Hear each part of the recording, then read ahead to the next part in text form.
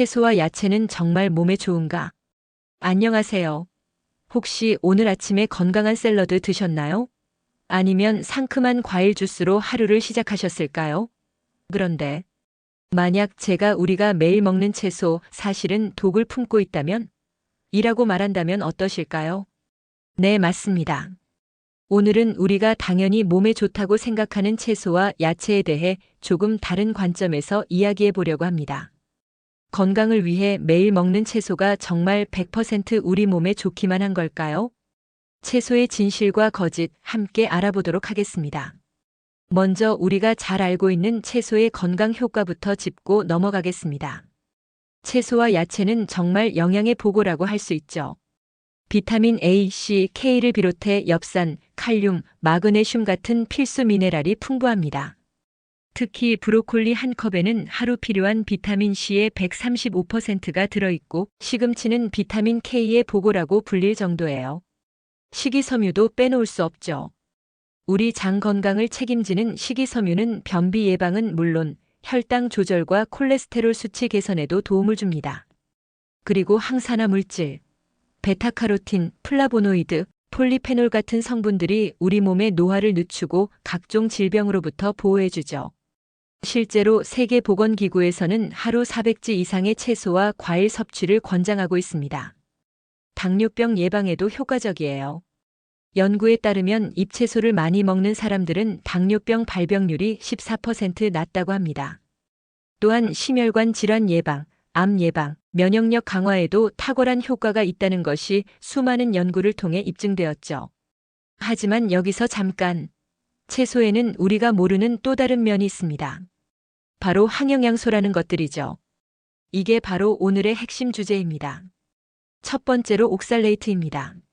시금치, 근대, 비트, 루바브 같은 채소에 많이 들어있는데요. 이 성분이 칼슘과 결합하면 신장 결석의 원인이 될 수 있어요.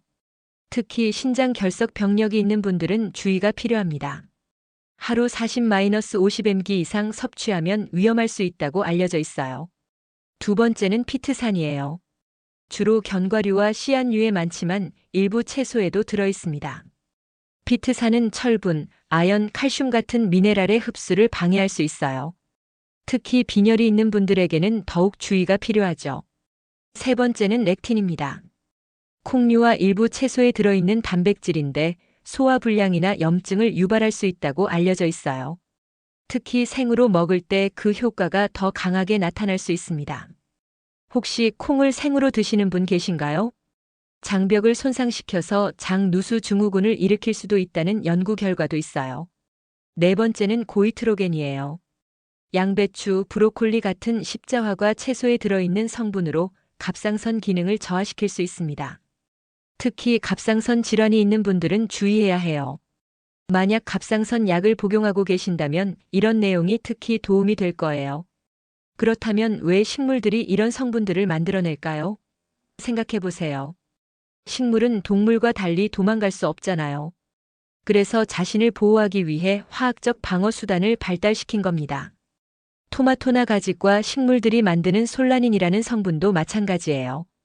이 성분은 식물을 해충으로부터 보호하지만 사람이 과다 섭취하면 복통이나 구토를 일으킬 수 있습니다. 감자의 녹색 부분에 특히 많이 들어있죠. 결국 식물의 입장에서는 생존을 위한 당연한 전략이지만 우리 인간에게는 때로는 부담이 될 수 있는 거예요. 이에 대해 전문가들은 어떻게 생각할까요? 서울 아산병원 정의원 교수는 채소의 항영양소는 분명히 존재하지만 이것이 채소 섭취를 중단해야 할 이유는 아니다라고 말씀하셨습니다. 교수님은 적절한 조리법과 다양한 채소의 균형 잡힌 섭취가 핵심이라고 강조하셨어요. 또한 경상대학교 이상열 교수는 항영양소의 영향은 개인의 체질과 건강 상태에 따라 다르게 나타날 수 있으며 특히 소화기 질환이나 자가 면역 질환이 있는 사람들은 더 주의 깊게 관찰해야 한다고 조언하셨습니다. 두 교수님 모두 채소 자체를 기피할 것이 아니라 올바른 방법으로 섭취하는 것이 중요하다는 점에서 의견을 같이 하고 계시네요. 그렇다면 채소를 어떻게 먹는 것이 좋을까요? 생으로 먹는 것과 조리해서 먹는 것, 어떤 차이가 있을까요? 생채소의 장점은 열에 약한 비타민 C나 엽산 같은 영양소를 그대로 보존할 수 있다는 거예요. 효소도 살아있어서 소화에 도움이 되죠.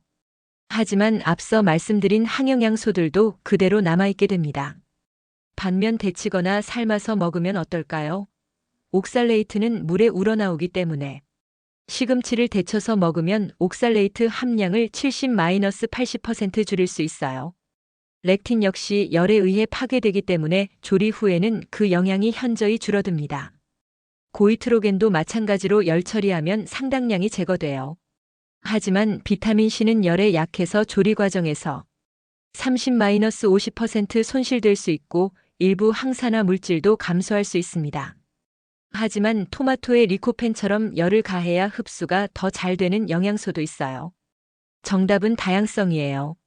생채소도 먹고 조리된 채소도 먹는 것이 가장 균형 잡힌 접근법이라고 할 수 있겠네요.